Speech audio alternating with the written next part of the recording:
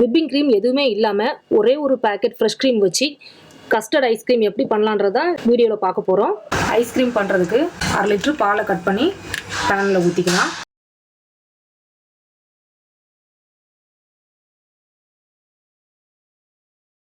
இப்போது stove on பண்ணிக்கலாம்.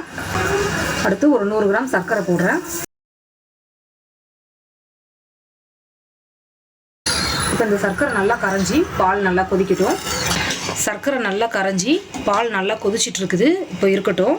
இப்போது ஒரு 3 ஸ்பூன் அளவுக்கு கஸ்டர்ட் பவுட்ரு போடுறேன். இப்போ இதில் கொஞ்சம் கொஞ்சமாக தண்ணி ஊற்றி கரைச்சிக்கலாம்.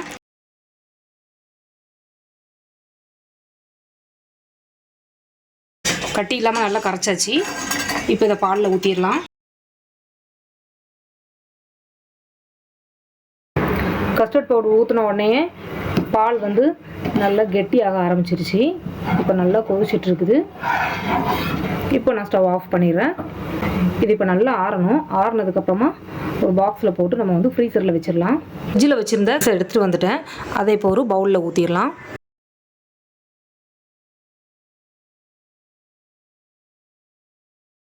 அடுத்து ஃப்ரெஷ் க்ரீம் வந்து ஒரு பாக்கெட் இதில் ஊற்றுறேன்.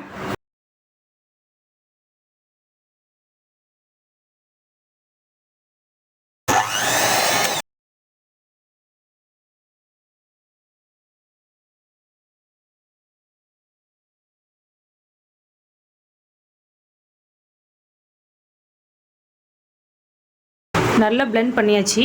இப்போ இந்த ஐஸ்கிரீம் மிக்ஸை இந்த பாக்ஸில் ஊற்றிடலாம்.